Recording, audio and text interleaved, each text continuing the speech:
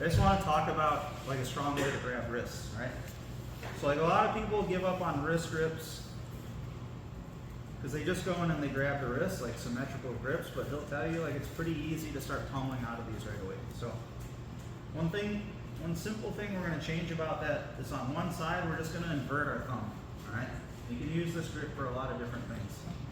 Now right away, like again, I can't stay here all day. Like eventually he can clear both grips, but it's going to take a certain amount of like hand fighting and palming to get both of his hands free, okay? And while he's doing that, that's where we're going to set up our first takedown, okay? So with these grips, I have a decent amount of leverage. You see Ulysses is being a good partner right now. He's staggered. We're going to try to pull him square, okay? Or if he was already square to begin with, perfect. A lot of people will be. So from here, I'm going to use these grips to pull. Now he's square, okay? It's going to set up our double leg whenever he's square. Now, to get up, I'm going to show you guys a couple ways, okay? First way, it's going to be the fast way, and somewhat flexible way if you have good knees, okay?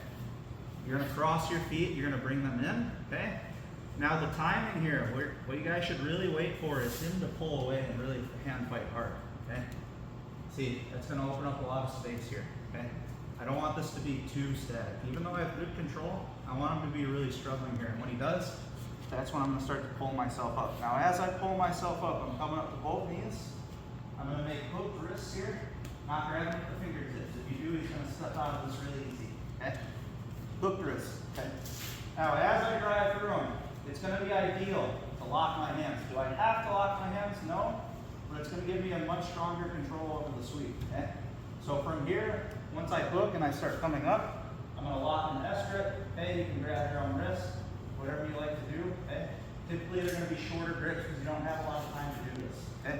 Now from here, we could stand up and drive and hit a really strong takedown. We're not going to do that right now because there's a lot of people and I don't want anybody to get hurt, okay? So this is also going to serve as another thing that's important, which is knee walking, okay? So from here to finish, instead of standing up and running right away, watch my knees, okay? My knees are just going to walk, my head's going to push, and that's going to finish the takedown, okay? You guys see when I land here too, his knees are together. That's another benefit of locking your hands here, okay? That'll give me defense against things like close guard, right? Where if I didn't lock my hands, his legs could go wide, okay?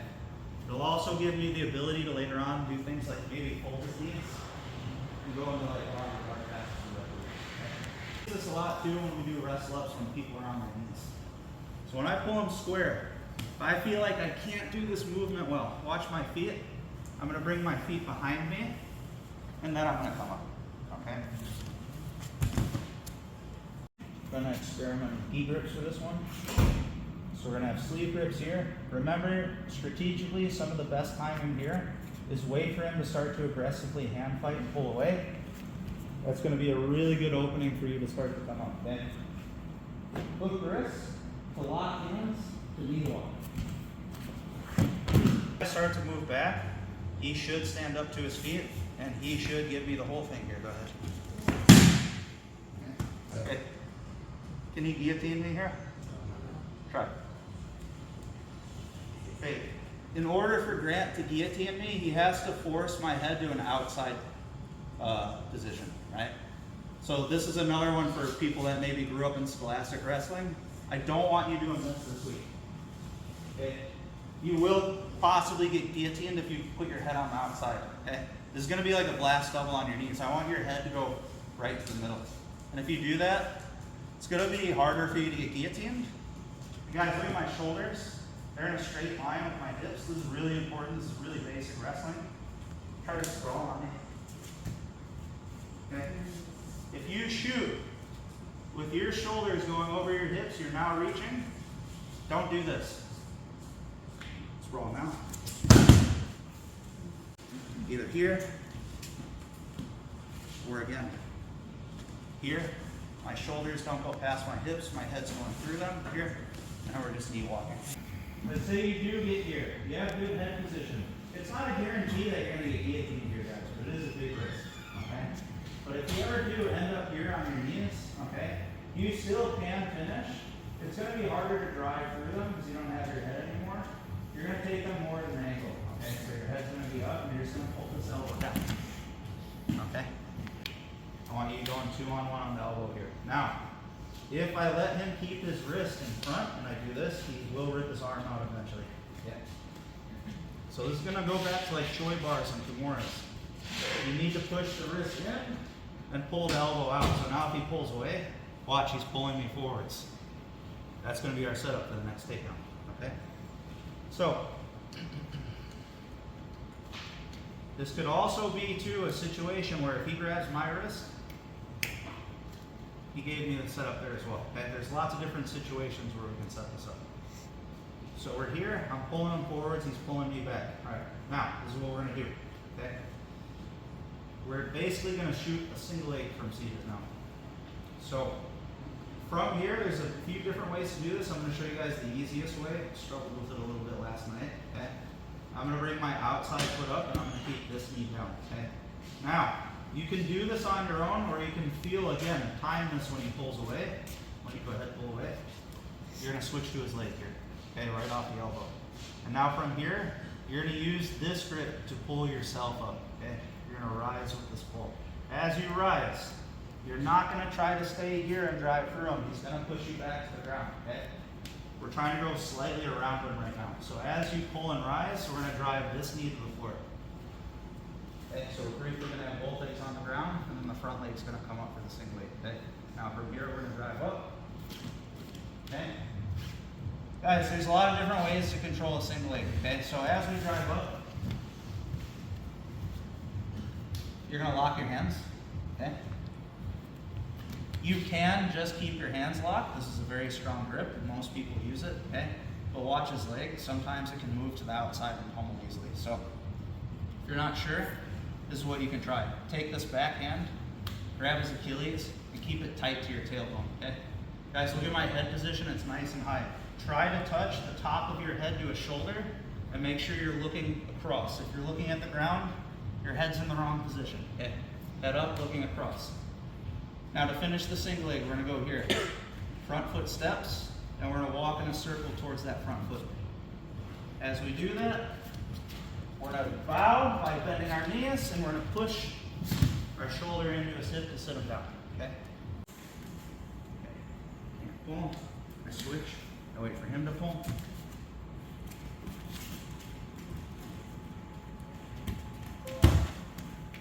We're typically going to do this, and this might answer your question too. When A, he gets a little further back, or B, like the last class, again, he just steps one leg back. Okay. So now we're thinking more about shooting for sure. All right, so you guys saw what I did right away. When Brad's in front of me and he's close, I have good leverage with the sleeves, okay? Especially like if he pulls me as he draws back, okay? But the further he goes back, you guys will feel this too if you grip here, the less leverage you're gonna have for sure, okay? So in the same way that he's moving back, I wanna move like up the arm if I could, right? So no-gi, we got a cross grip on the wrist. We got our fingertips behind the funny bone. We made a 2-on-1 here where we punch this in and we rotate the elbow out to make that strong connection to the shoulder. In the same way that I grab the wrist like this, you need to rotate this in. So if Brad rips his arm away, okay, let's say he pulls away too. Yeah, see? Right now I get that same reaction. So don't do this, guys. Don't go here, leave his hand in front of you, rip your arm out. You will get his arm back, gi or no gi. Okay. Now, we are on the gi. Let's talk about gi alternatives here. Nice strong ones. Cross grip on the sleeve, and if you can find the fabric here, we'll get that fabric grip right there. Okay.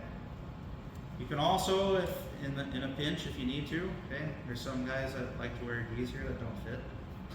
It's harder to find this sometimes. You can just grab the elbow. Okay. Like one sleeve grip, one elbow grip, okay, or this and this, okay. But if you have the option for now, if you're looking to play gi grips, I will recommend cross grip on the sleeve, fabric of the armpit, and you're still doing the same motion. You're still pulling the fabric towards you, and you're still punching this in, okay. See, it gives me good leverage over it. One thing that should be pretty standard though, is that this outside arm is like the arm that's doing most of the work. So let's say the primary arm, right?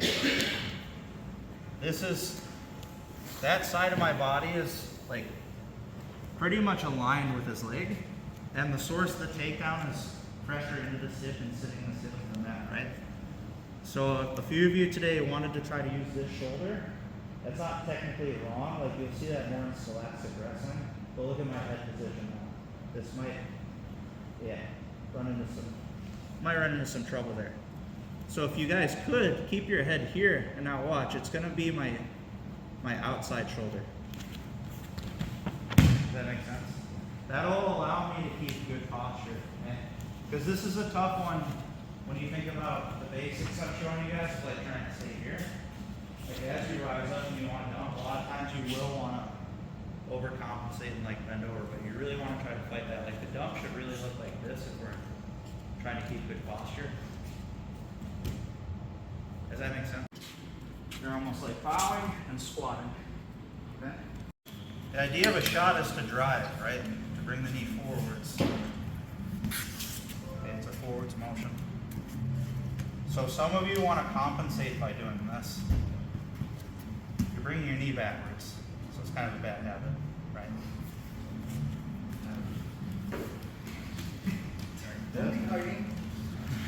Alright, so this will help make it more sensible here. So when you get up here, guys, don't do this. Okay? You want to do this. Say forwards. Now I go to reach for this leg. Okay? There's nothing to say on a same side grab here that he won't just step his leg back. Go ahead. Alright, so sometimes you'll be too late there. However, the other leg is going to be there. So let's go back. So I'm here, I go to grab his leg, he steps back. I'm going to leave this hand out, and I'm just going to get the other leg.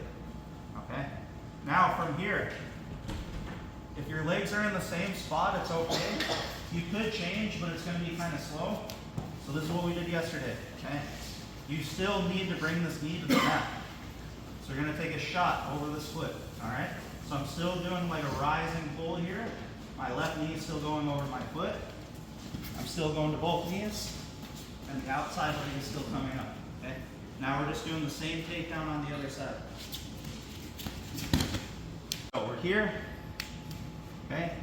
He's too far away, I can't pull him. I switch to a 2-on-1. Okay? I go to reach for his leg, but he steps it back. Right away I go to the other leg. Do not do this. Go back, please. Don't do this. Don't reach for this leg. He steps back. You pull back, and then you go to grab this leg, it'll be gone already. Okay? Leave this hand out. So watch, I'm not going to pull my hand back once it's out.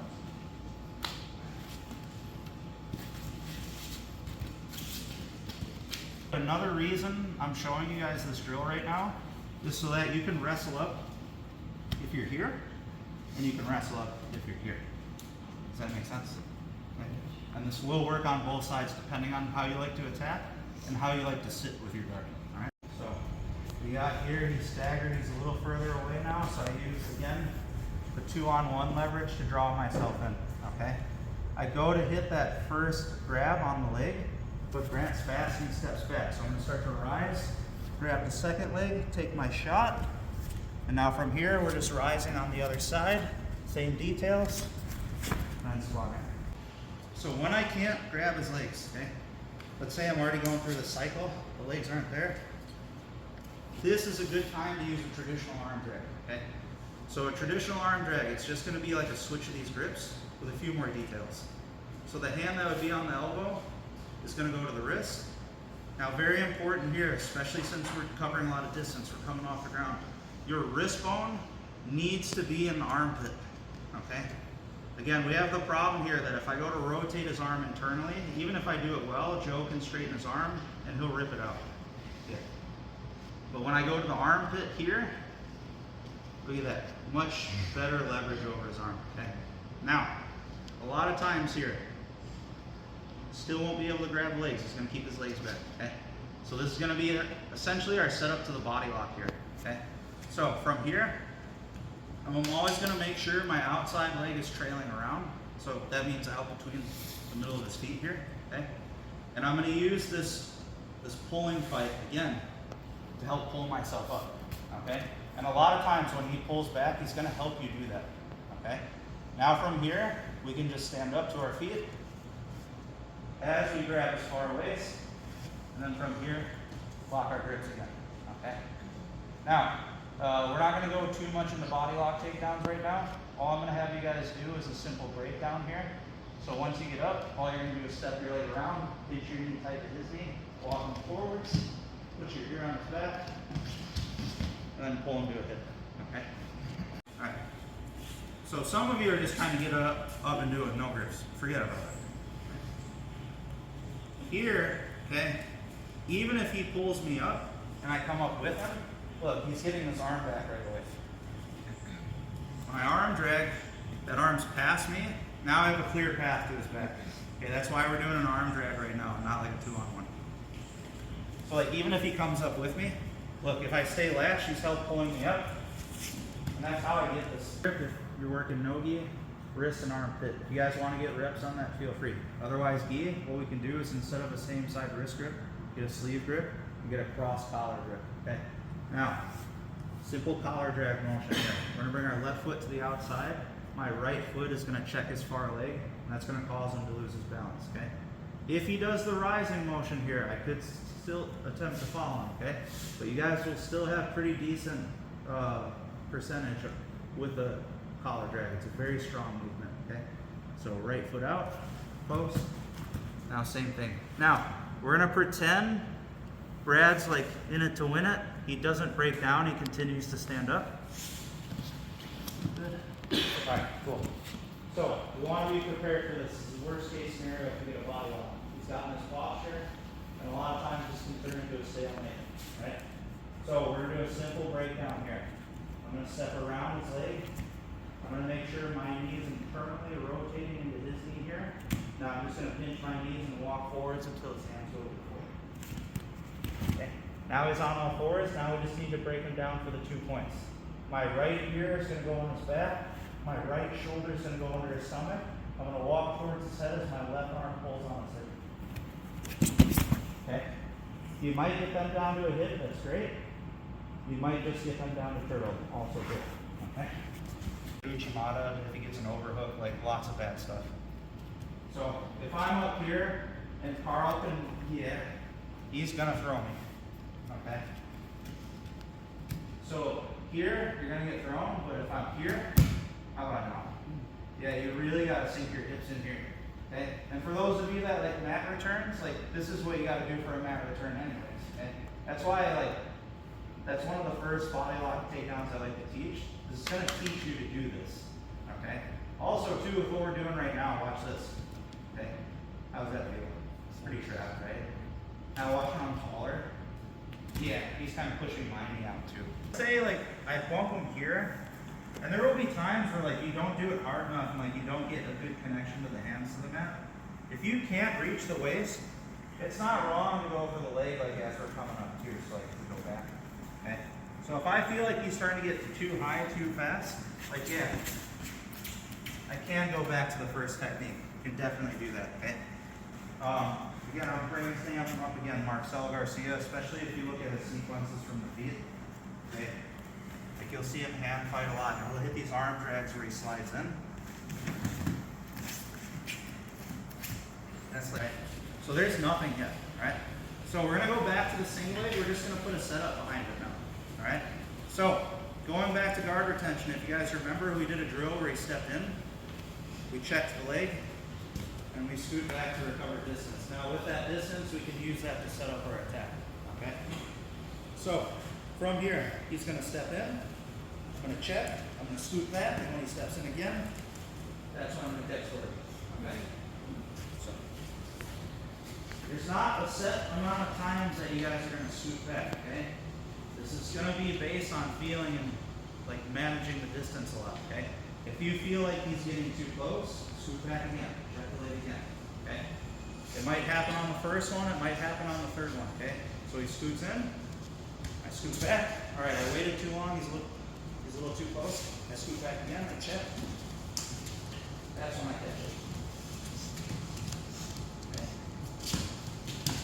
Okay. He steps in, I scoot back. Boom. And all the steps are the same, okay? So here, I'm gonna wait for the step. That's when you come, okay? And now, same finish, okay? If you guys want a little bonus here, something I've been showing throughout the league as well. Okay, Isis is doing really good with this. If he's starting to free this leg by whizzering, grabbing my wrist, guys, you're gonna switch to the second leg and just walk past the person. And you're just gonna run through a double leg here, okay? Okay? This is how I coach all the competitors. Like, you pick up a leg, it's starting to get too heavy, you're gonna lever it. You need to start attacking the upper body. So we're here, we're hand fighting, he's a little too far away. I switch to the 2-on-1, I pull. As soon as he gets, when you do this, okay, you start to come up. Okay, this elbow. Yeah.